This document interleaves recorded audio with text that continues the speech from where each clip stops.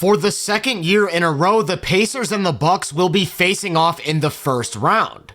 But this time around, things are a lot different. Damian Lillard is still sidelined with a blood clot, and we don't have a timeline on if or when he'll be able to return. Chris Middleton was absolutely incredible in last year's series, and he's no longer a part of the roster, while the Pacers have grown another year, improved on the margins, and really taken a step forward defensively.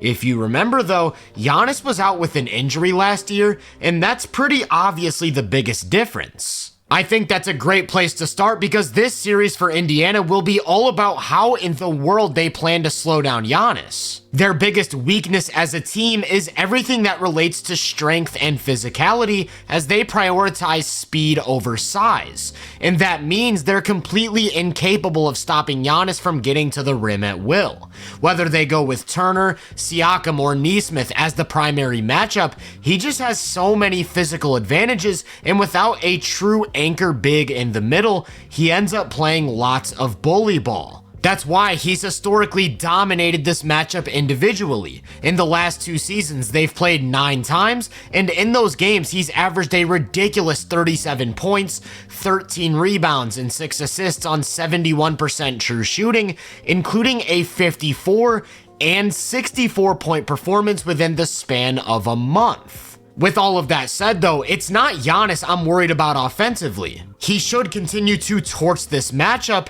but it's everyone else I'm not as confident in. I think at some point during this series, the Pacers will start guarding him with basically their entire team, and that means role players are gonna have to perform. If they decide to outright trap or double Giannis on every touch, then aggressively scramble to take away the 3, they'll be tested to make tough decisions off the catch, and without Dame, I'm not sure how to feel about their ability to extend advantages. What I'd expect more of though is Indiana looking to build the wall, sinking everyone to the paint and forcing him to make the kickout pass, which is when those guys will have to hit the outside shot. If we take a look at the 9 players alongside Giannis who have consistently been in the rotation since Dame went out and how they shot on catch and shoot 3s this season, you'll notice that guys like Porter Jr., Kuzma, Connaughton, and Portis all fall in that low to mid 30s range, while Lopez is up at 37%, but they do have a few guys who have shot extremely well, with Trent, Rollins, Green, and Prince ranging from 41% up to all the way near 50%. In terms of who I trust to knock down those shots, I think Prince, Green, and Trent have all proven over a very large sample to be reliable, and it would probably take an uncharacteristic cold streak for any of them to struggle. The one I'm still not sure on is Ryan Rollins, and that's just because he's been a very low volume shooter, so if the defense is forcing him to get up 5 or 6 threes, we'll have to wait and see how it translates. I want to back up for a second and focus on AJ Green though. Not only is he a lights out spot up shooter, he's their most versatile shooter in terms of what he can do on the move and from extended range. And for that reason, they'll be relying on his movement shooting to be their secondary form of advantage creation. The 2-man game should cause some confusion for the defense, resulting in more downhill opportunities for Giannis, but he isn't much of a threat to put pressure on the rim, so as long as the Pacers run him off the line and zone up the roll, again, they're gonna be forcing other guys to either make shots or make plays. One action that I think will cause a ton of issues for Indiana is the inverted pick and roll, with Giannis using a screen from one of those higher level shooters. The Pacers run multiple guards, often in the same lineup, and that puts them in a tough spot where they can't give up the switch, but a hedge and recover often leads to open 3s, so they'll be forced to rotate and scramble, which I'm not completely confident in their ability to do. They'll have their hands full for most of the minutes in this series, but I think they'll be okay in the non-Giannis minutes. Kevin Porter Jr. has been amazing for the Bucks off the bench, but we'll have to see if he can sustain that level of play against the playoff defense, and if the Pacers do find a way to bottle him up, what can you turn to? Do you run some stuff through Kuzma? Do you run through Portis in the post? Without Dame, I think Giannis is going to have to play at least 40 minutes a game in order to keep the offense afloat. And like I said, I'm not worried at all about him. Even if the Pacers completely wall him off, he'll have a big scoring series. They're a weak rebounding team, so I expect him to eat on the offensive glass. They don't really have a big matchup for him, so he should feast out of the post. And then you have all of those transition situations where he's either getting to the rim or creating a wide open three. You can basically pencil him in for at least an efficient 30 points a game in my opinion, and the team's offensive production hinges on whether or not role players are hitting from three and making plays. Even if they are hitting though, the question becomes whether or not it's enough to keep up with the Pacers offense. I like to think of Indiana as the final evolution of the pace and space movement. Basically, everyone in their rotation can shoot, dribble, and pass, and they play ridiculously fast, so the defense is constantly in rotation. That alone is tough to stop for any defense, but I think the Bucks in particular will struggle for a few reasons. One is that they don't have good options at the point of attack. I mentioned all of those shooters. Well, the only one who you can really trust to contain the ball in space is Rollins, and everyone else in their backcourt rotation is prone to being attacked.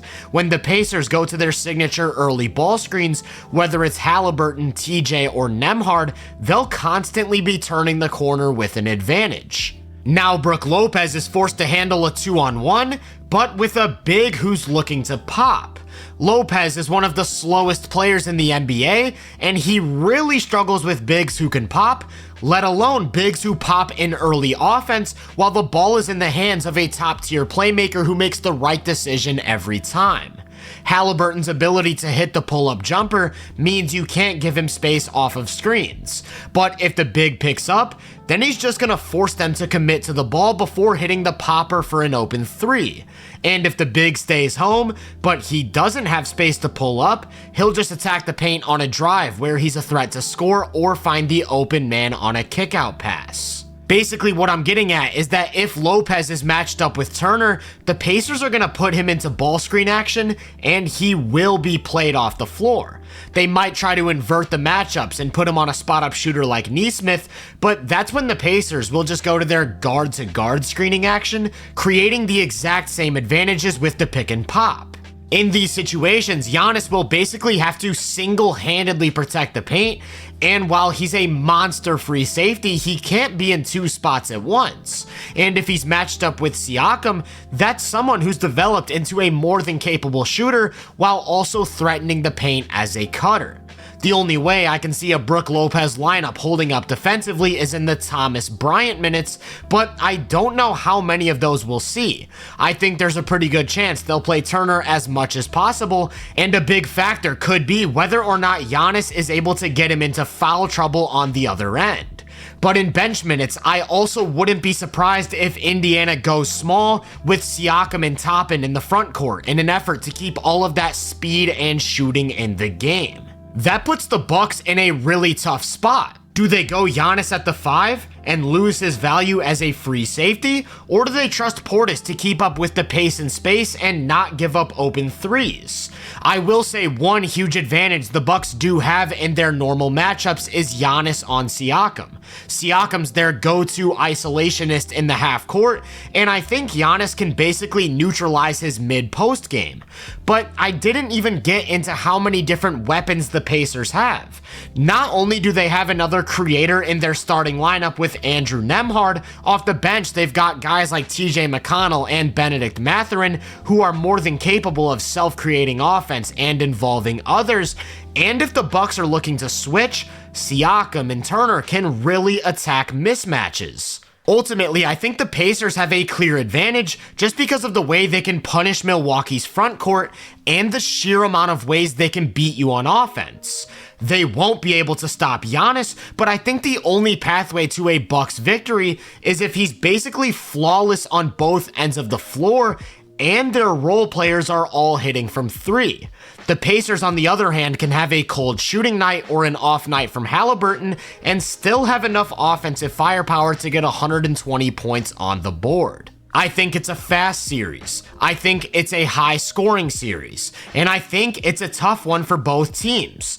Giannis is good enough that you can't ever write off a team with him on it, so I won't say they don't have a fighter's chance. And if Dame returns, that could really shake things up because I have no idea what the Pacers do against the pick and roll. But ultimately, I'd assume Dame doesn't make it back, and if that's the case, I'd go with the Pacers in 6 games, maybe even 5, as I just think they have a clear advantage in the matchup. If you enjoyed this breakdown, make sure to drop a like, subscribe, and turn my post notifications on to be first on more content. If you're interested in my more in-depth research, make sure to check out the Hoop Venue podcast and my social media profiles. You can find those links in the description. Feel free to let me know down in the comments what you think's gonna happen in this series. As always, I hope you all have a great day, and I'll catch you guys in the next one.